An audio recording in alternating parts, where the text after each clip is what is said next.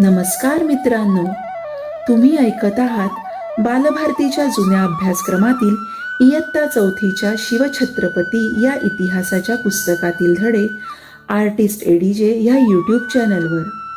ऐका आणि आपल्या इतिहासाच्या तासाच्या आठवणी परत जाग्या करा. जागा करा तो प्रत्येक क्षण ज्यात अगदी बालवयापासून आपण आपल्या महाराजांशी, त्यांनी केलेल्या कार्याशी आणि आपल्या स्वराज्याशी नकळतपणे जोडले गेलो, आणि तेही अगदी कायमचे, आयुष्यभरासाठी. आता ऐकूया धडा 16वा, दक्षिणेतील मोहीम. मोहिमेचा बेत. राज्याभिषेकाचा सोहळा पार पडला, पण हा आनंद फार काळ टिकू शकला नाही. राज्याभिषेकानंतर अवघ्या 12 दिवसांनी माँसाहेब मृत्यू पावल्या. शिवरायांचा मोठा आधार गेला. स्वराज्यातील सर्व प्रजेचा आधार शिवराय होते, परंतु शिवरायांचा आधार माँसाहेब होत्या. आईच्या मृत्यूमुळे त्यांना अतिशय दुःख झाले, परंतु दुःख करत बसणे त्यांना शक्य नव्हते. स्वराज्याचा गाडा त्यांना हाकायचा होता. कर्नाटक प्रांतावर स्वारी करण्याचा शिवरायांनी निश्चय केला. त्यांना आता आदिलशाहीची मुळीच भीती नव्हती, कारण आदिलशाही मोडकळीस आली होती. परंतु उत्तरेचा मुघल बादशाह औरंगजेब हा मात्र मराठ्यांचे राज्य नष्ट करण्यासाठी टपून बसला होता. स्वराज्याचा तो केव्हा घास घेईल याचा नेम नव्हता. मुघलांचे संकट स्वराज्यावर आले तर दक्षिणेतही एखादे मजबूत ठाणे असावे, असा विचार त्यांच्या मनात आला. म्हणून त्यांनी दक्षिण आपल्या ताब्यात घेण्याचे ठरवले. या मोहिमेसाठी शिवरायांनी गोवळकोंड्याच्या कुतुबशहाची मदत मागितली. त्याने मोठ्या खुशीने शिवरायांना मदत देण्याचे कबूल केले. या मोहिमेच्या मागे शिवरायांचा आणखी एक हेतू होता. त्यांचा सावत्र भाऊ व्यंकोजी हा शहाजीराजांची दक्षिणेतील तंजावरची जहागीर सांभाळून होता. वडिलांची जहागीर असून देखील व्यंकोजीने शिवरायांना त्यातील वाटा दिला नाही. एवढेच नव्हे तर स्वराज्याबद्दल त्याला आदर नव्हता. तो शिवरायांशी फटकून वागत असे. त्याची भेट घेऊन स्वराज्याच्या कार्यासाठी त्याची मदत मिळावी तर पाहावी, असा हेतू शिवरायांच्या मनात होता. गोवळकोंड्याला भेट. कर्नाटकात जाण्यासाठी शिवराय निघाले. गोवळकोंड्याचा अबुल हसन कुतुबशहा याने त्यांना भेटीचे आमंत्रण दिले होते. तेव्हा प्रथम कुतुबशहाच्या राजधानीला भेट देऊन मग दक्षिण दिग्विजयासाठी पुढे जायचे अशी योजना त्यांनी आखली. गोवळकोंडा हीच कुतुबशहाची राजधानी होती. कुतुबशहाने महाराजांच्या स्वागतासाठी मोठी तयारी केली. भेटीसाठी खास तंबू उभारला. शिवराय राजधानीत येऊन दाखल झाले. त्यांचे दर्शन घेण्यासाठी रस्तोरस्ती लोक दुतर्फा उभे होते.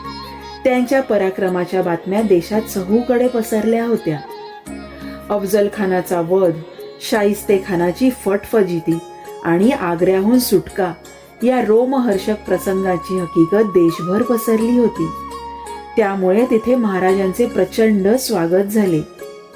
घराघरातून लोक महाराजांवर फुलांचा वर्षाव करत होते. लोकांचे स्वागत स्वीकारून महाराज कुतुबशहाच्या दरबारात आले. कुतुबशहा त्यांना सामोरा गेला. खास तयार केलेल्या सिंहासनावर त्याने महाराजांना बसवले. त्याने महाराजांच्या सत्कारात कशाची कमतरता राहू दिली नाही. स्वागत सत्कार स्वीकारल्यावर शिवाजी महाराज कर्नाटकाच्या मोहिमेवर निघाले. जिंजी जिंकली. शिवराय पूर्व किनाऱ्यावर आले. मद्रासच्या दक्षिणेत जिंजीचा किल्ला आहे. हा रायगडाप्रमाणेच प्रचंड आणि मजबूत होता. त्याला वेढा घालून महाराजांनी तो किल्ला जिंकला. दक्षिणेत स्वराज्याचे एक मजबूत ठाणे तयार झाले. नंतर त्यांनी वेलूरच्या किल्ल्याला वेढा दिला. कित्येक महिने वेढा असूनही किल्ला ताब्यात येईना. तेव्हा वेलूर जवळच्या डोंगरावरून शिवरायांनी त्या किल्ल्यावर तोफांचा मारा केला आणि किल्ला सर केला. त्यांनी कर्नाटकात एकूण 20 लक्ष उत्पन्नाचा प्रदेश आणि छोटे मोठे कित्येक किल्ले जिंकले. व्यंकोजीची भेट. महाराजांनी आपला सावत्र भाऊ व्यंकोजी यास भेटीसाठी बोलावले. नाखुशीनेच तो आला. महाराजांनी त्याचा योग्य सत्कार केला. त्याची समजूत घालण्याचा प्रयत्न केला. स्वराज्याच्या कार्यात व्यंकोजीने सहकार्य करावे अशी त्यांनी त्याला गळ घातली. काही दिवस व्यंकोजी महाराजांबरोबर राहिला, परंतु एका रात्री तो महाराजांना काही न कळवता तंजावरला निघून गेला आणि उलट त्यांच्या फौजेवरच त्यांनी हल्ला केला. तेव्हा महाराजांच्या फौजेने त्याचा समाचार घेतला. व्यंकोजीचा पराभव झाला. आपल्या भावाच्या अशा वागणुकीमुळे महाराजांना फार वाईट वाटले. त्यांनी व्यंकोजीला समजुतीची पत्रे पाठवली. जिंजीच्या आसपासचा प्रदेश त्याला दिला. त्याची पत्नी दीपाबाई हिलाही महाराजांनी चोळी बांगडीसाठी कर्नाटकातील काही प्रदेश दिला. महाराजांनी व्यंकोजीला पत्रात लिहिले, परक्या शत्रूंचा भरोसा धरू नये, पुरुषार्थ गाजवावा. कर्नाटकातील विजय मिळवून महाराज रायगडावर परतले. या मोहिमेची दगदग त्यांना सहन झाली नाही. तशातच जंजिऱ्याच्या सिद्धीविरुद्ध महाराजांना आरमारी मोहीम काढावी लागली. 30-35 वर्षे त्यांनी सतत कष्ट केले होते. त्यांना कधीही विश्रांती मिळाली नाही. देह थकला, प्रकृती खालावली.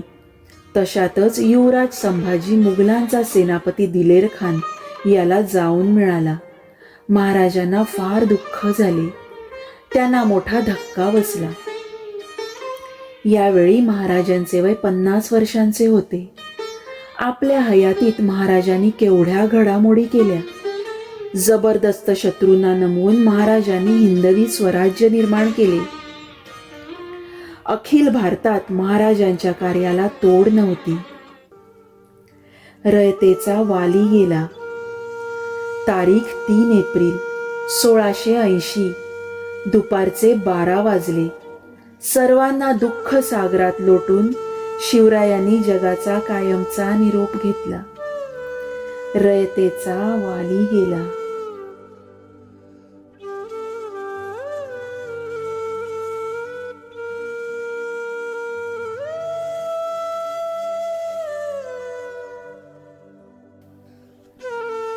धडा 16वा इथे समाप्त होत आहे. या पुढील धड्यात तुम्ही ऐकणार आहात शिवरायांची युद्धनीती.